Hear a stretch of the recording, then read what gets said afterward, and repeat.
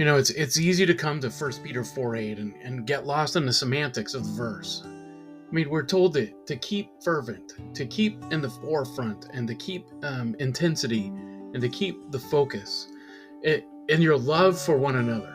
And then we're told that we do that above all. Love covers a multitude of sins. And then you're like, okay, well, what does that mean? And you can get just caught up in the philosophical and the deep studies and the long-term studies, and all that's great, and you learn a lot if you just focus on what does it mean for love covering a multitude of sins. But there's also a practical aspect of all this, because Christ-likeness is something that we strive for, and as we become more Christ-like, we become more loving, because God is love.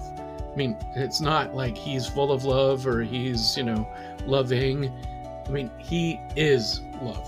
And that's important to remember, because the more we become like him, the more we become like love. And I think that's really important. And so when you look at it, we have friends, and a friend ultimately is someone who knows who you are. They know everything about you. They know the good and especially the bad. They know all the brokenness that you have, and they know all the things that make you not great. And they still are your friend anyway.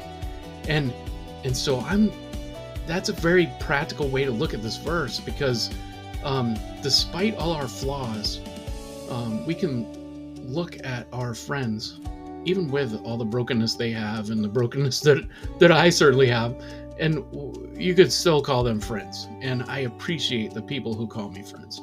And that's covering my multitude of sins. And I think that's a great way to look at this verse.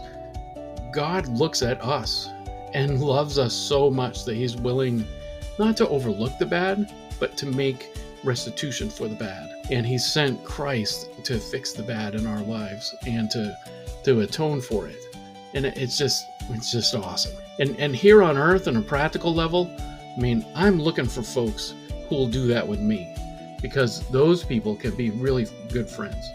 And I'm also looking to be that person who will do that for other folks, and because that makes me a good friend. And I'm so grateful to know the one who does that for me. And that's my thought for today. I hope you have a great day, and God bless.